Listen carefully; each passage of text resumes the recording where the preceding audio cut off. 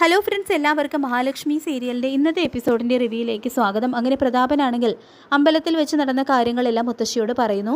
ശരിക്കും മുഖലക്ഷണം നോക്കി പറയുന്ന ഒരു അമ്മ വന്നു എന്നും അതോടെ നാട്ടുകാർ എന്നെ പൊതിരെ തല്ലി ഓടിച്ചു എന്നെല്ലാം പ്രതാപൻ പറയുമ്പോൾ, എന്നിട്ട് കണ്ണൻ നടന്നോ ഇല്ലയോ എന്നുള്ള കാര്യം നിനക്ക് കണ്ടുപിടിക്കാൻ കഴിഞ്ഞു എന്ന് മുത്തശ്ശി ചോദിക്കുമ്പോൾ, അവൻ കാറിൻ്റെ ഫ്രണ്ട് സീറ്റിൽ ഇരുന്ന് പോകുന്നതാണ് കണ്ടത്, അതുകൊണ്ട് അവന് നടക്കാൻ കഴിയുമോ ഇല്ലയോ എന്നുള്ള കാര്യമൊന്നും എനിക്ക് മനസ്സിലാക്കാൻ കഴിഞ്ഞില്ല എന്ന് പ്രതാപൻ പറയുന്നത് കേട്ട് ദേഷ്യം വരുന്ന മുത്തശ്ശി പ്രതാപനെ ചീത്ത വിളിക്കുന്നു.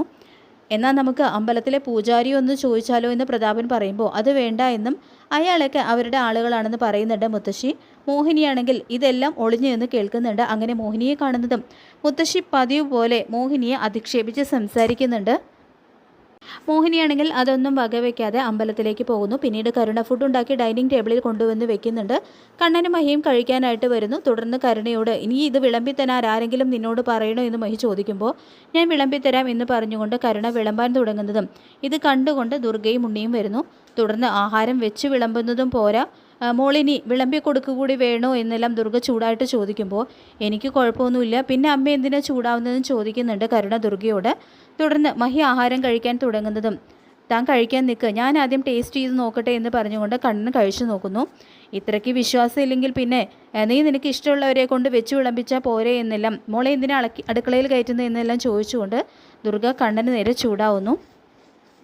കരുണയ്ക്കാണെങ്കിൽ ഇതെല്ലാം കേട്ടിട്ട് ഒരക്ഷരം പോലും എതിർത്ത് പറയാനായിട്ട് കഴിയുന്നില്ല. തുടർന്ന്, എനിക്ക് മാസം ശമ്പളം തരുന്നുണ്ടല്ലോ, അത് ഇവളെ കൊണ്ട് ജോലി ചെയ്യിപ്പിച്ചിട്ട് മുതലാക്കുകയാണെന്നെല്ലാം ഉണ്ണി പറയുമ്പോൾ, അതിൽ യാതൊരു തർക്കവുമില്ല എന്നും, പക്ഷേ നിനക്ക് തരുന്ന ശമ്പളം വെച്ച് നോക്കിയാൽ ഇവിടെ ഇവള് മാത്രമല്ല 2-3 ജോലിക്കാരെ കൂടി വേറെ വെക്കണം എന്നെല്ലാം ഉണ്ണിയുടെ വായടപ്പിക്കുന്ന മറുപടി തന്നെ കണ്ണൻ കൊടുക്കുന്നുണ്ട് കേട്ടോ ഈ സമയം. പിന്നീട് ദുർഗയും ഉണ്ണിയാണെങ്കിൽ കരുണയുടെ ഈ മാറ്റത്തെക്കുറിച്ച് തന്നെ സംസാരിക്കുന്നു. കരുണയ്ക്ക് എന്താണ് സംഭവിച്ചത് എന്നുള്ള കാര്യം അവർക്ക് മനസ്സിലാകുന്നില്ല. ഇനിയിപ്പോൾ മാർക്കോയെ എങ്ങാനും അവളെ ഭീഷണിപ്പെടുത്തി കാണുമോ, അതോ മഹാലക്ഷ്മി എങ്ങാനും കൈവിഷം കൊടുത്തു കാണുമോ എന്നെല്ലാം അവർക്ക് സംശയം തോന്നുന്നുണ്ട്. വിവാഹം കഴിഞ്ഞതിന് ശേഷം ഒരിക്കൽ പോലും മഹാലക്ഷ്മിയെ അനുസരിക്കാത്ത കരുണ ഇപ്പോൾ എന്തുകൊണ്ടാണ് ഇങ്ങനെ ഭയപ്പെടുന്നത് എന്നെല്ലാം ഉണ്ണി ചിന്തിക്കുന്നുണ്ട്. ഏതായാലും മുത്തശ്ശിയോട് ഒന്ന് ചോദിച്ചു നോക്കാൻ തന്നെ ദുർഗ തീരുമാനിക്കുന്നു. പിന്നീട് പ്രതാപന് ഞാൻ നടന്നു തുടങ്ങിയോ എന്നുള്ള കാര്യത്തിൽ സംശയമുണ്ടെന്ന് അനന്തുവിനോടും മാർക്കോയോടും പറയുന്നു. അതുകൊണ്ടാണ് അയാൾ അമ്പലമുറ്റത്ത് വന്നത് എന്നും പറയുന്നുണ്ട്. നീ ഇങ്ങനെ മാസം ശമ്പളം കൊടുത്തിട്ട് അവരെ വഷളാക്കുകയാണെന്നെല്ലാം അനന്തു പറയുമ്പോൾ, അതിന് മഹിക്കാണ് കൂടുതൽ നിർബന്ധം എന്ന് കണ്ണൻ പറയുന്നത്. നീ എന്ത് തീരുമാനമെടുത്താലും അതിനൊപ്പം മഹി നിൽക്കൂ എന്ന് പറയുന്നുണ്ട് അനന്തു.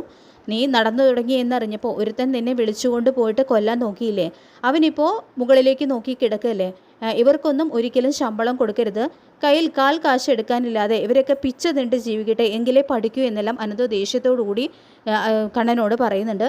ഏതായാലും പ്രതാപൻ്റെ സൂക്കേട് തീർത്തു കൊടുക്കാൻ തന്നെ മാർക്കോ തീരുമാനിക്കുന്നു. എന്നിട്ട് ഒരു അനോണിമസ് കോൾ എന്ന രീതിയിൽ ഐഡൻറ്റിറ്റി ഒന്നും വെളിപ്പെടുത്താതെ പ്രതാപനെ വിളിക്കുകയും, സാറിൻ്റെ മരുമകൻ നടന്നു തുടങ്ങിയല്ലോ എന്നെല്ലാം പറയുമ്പോൾ അത് കേട്ട് പ്രതാപൻ ഞെട്ടുന്നുണ്ട്. തുടർന്ന് സാറിൻ്റെ മരുമകനും മകളും വേളി കടപ്പുറത്ത് കൈകോർത്ത് പിടിച്ച് നടക്കുന്നുണ്ട്, വേഗം വന്നാൽ കാണാമെന്നെല്ലാം മാർക്കോ പറയുന്നുണ്ട് കേട്ടോ പ്രതാപനോട്. എന്നാൽ നീ ഒരു ഫോട്ടോ എടുത്തിട്ട് വാട്സപ്പിലേക്ക് അയച്ചു കൊടുക്കാനെല്ലാം പ്രതാപൻ പറയുമ്പോൾ, എന്നെ കൊണ്ട് അതിനൊന്നും പറ്റില്ല എന്നും വേഗം വന്നു കഴിഞ്ഞാൽ ആ കാഴ്ച നേരിട്ട് കാണാമെന്നും മാർക്കോ പറയുന്നുണ്ട്. ഏതായാലും പ്രതാപനാണെങ്കിൽ കാര്യം മുത്തശ്ശിയോട് പറയുന്നു.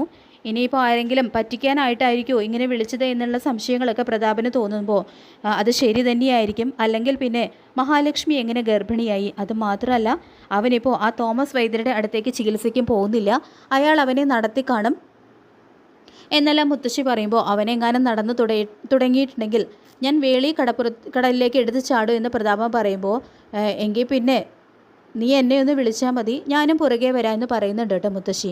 അങ്ങനെ പ്രതാപൻ വേളി കടപ്പുറത്ത് എത്തുന്നു. അപ്പോൾ അവിടെ എത്തിയിട്ട് ആരെയും കാണുന്നില്ല. ഇനി ആരെങ്കിലും എന്നെ പറ്റിക്കാനായിരിക്കുമോ വിളിച്ചത് എന്ന് സംശയിച്ചു നിൽക്കുന്ന സമയത്ത് തന്നെ ആരോ വന്ന് പ്രതാപൻ്റെ തോളിൽ കൈവയ്ക്കുന്നുണ്ട്. പ്രതാപനാണെങ്കിൽ സന്തോഷത്തോടെ തിരിഞ്ഞു നോക്കുമ്പോൾ തൊട്ട് പിന്നിൽ നിൽക്കുന്ന മാർക്കോയെ കണ്ട് ഞെട്ടിവിറയ്ക്കുന്നു. തുടർന്ന്, നിനക്ക് കണ്ണൻ സാറ് നടന്നു തുടങ്ങിയോ ഇല്ലയോ എന്നുള്ള കാര്യം അറിയണം അല്ലേടാ എന്ന് ചോദിച്ചുകൊണ്ട് പ്രതാപനെ കൈകാര്യം ചെയ്ത് വിടുന്നുണ്ട് കേട്ടോ മാർക്കോ.